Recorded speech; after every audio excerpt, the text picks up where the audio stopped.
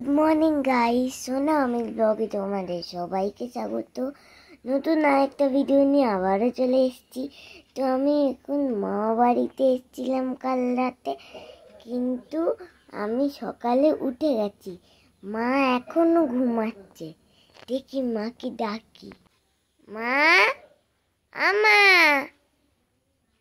ওঠো। মা,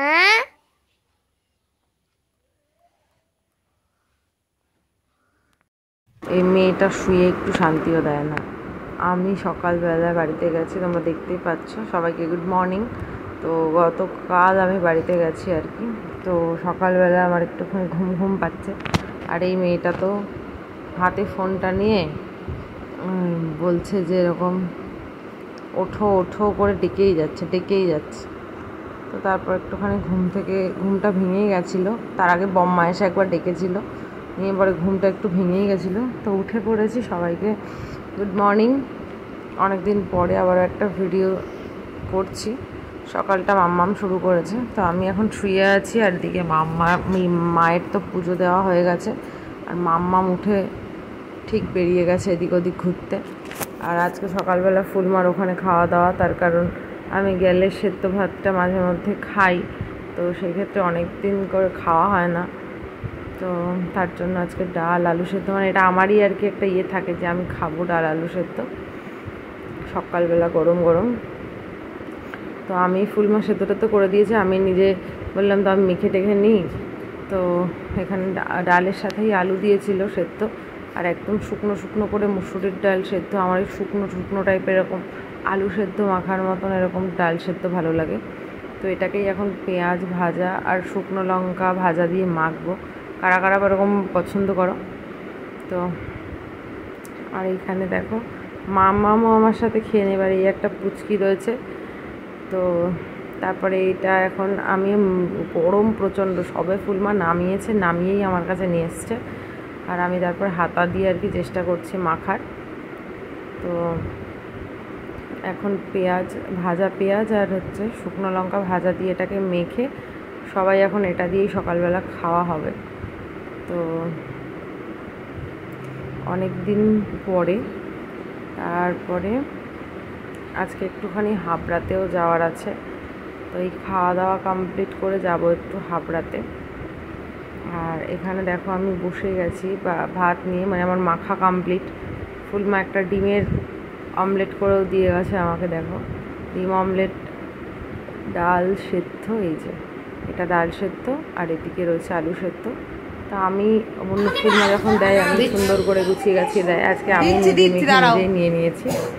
তো সেই ক্ষেত্রে সেদ্ধগুলোকে আর গোল গোল করা হয়নি, একেতে তো গরম, তো তার জন্য হাতা দিয়েই নিয়েছি।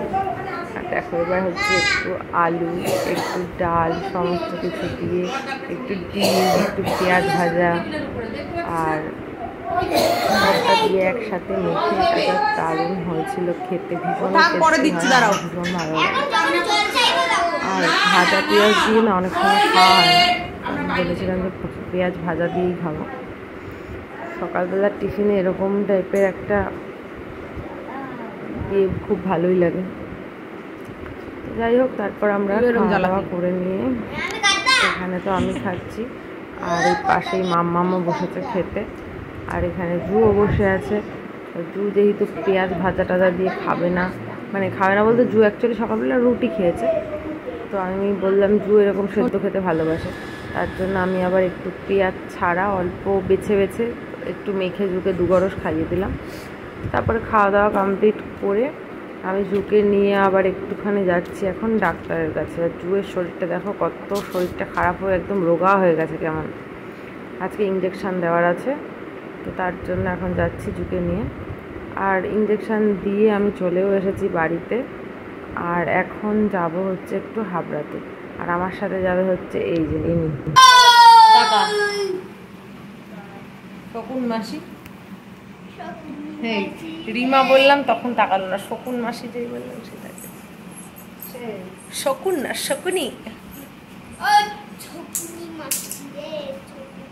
এখন আমরা যাব ওই রোদে পুড়তে হাবড়া যাব আমাদের মতো।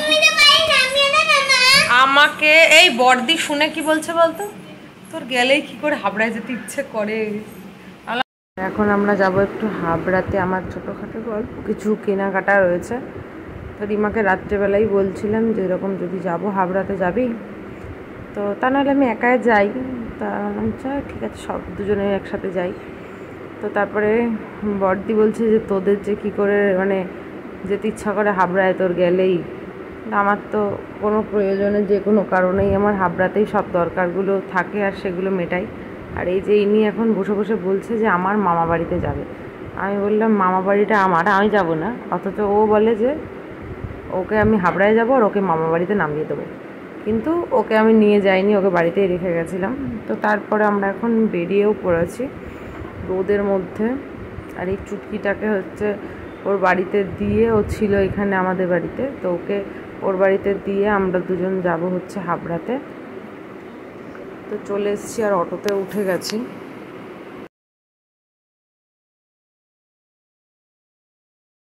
এই যে এখন আমরা নেমেও গেছি। আর কি যে রোদ গরম হাবড়াতে, যাই হোক প্রচণ্ড বাইরে রোদ ছিল। তো রোদ করতে করতে আমরা যখন ফিরি তখন আবার জম্মের বৃষ্টিও নেমে গেছে।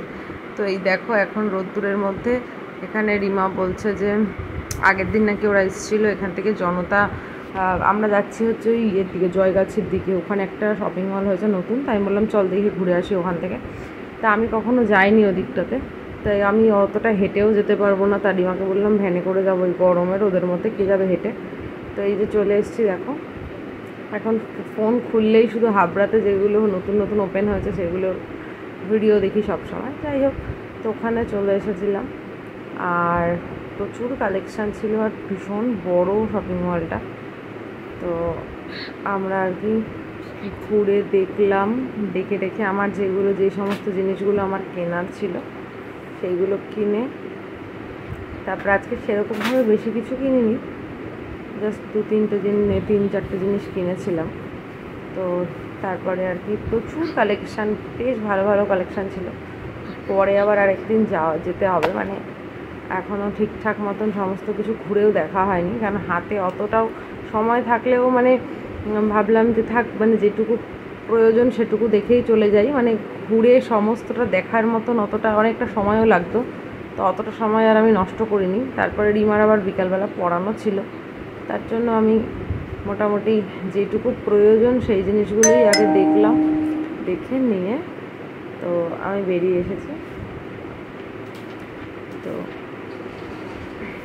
আবার পরে বলেছি আরেকদিনকে যাব।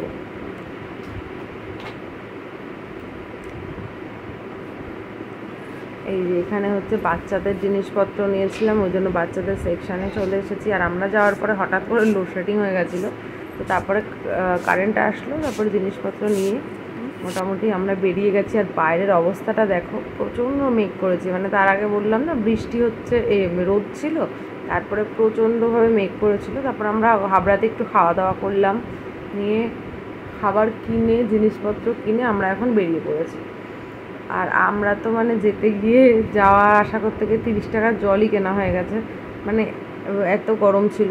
তো তারপর ওখানে আমরা লস্যি খেলাম, ফুচকা খেলাম, সেগুলো আর ভিডিও করা হয়নি। একটু মিষ্টি খেলাম, বাড়ির জন্য একটু দই নিলাম, আর হচ্ছে বিরিয়ানি নিলাম। তো সেই সমস্ত জায়গায় আর ভিডিও করা হয়নি, কেন কাল তখন বৃষ্টি পড়ছিল। তো তারপর আমরা এখন বাড়ির রাস্তাতে নেমে গেছি।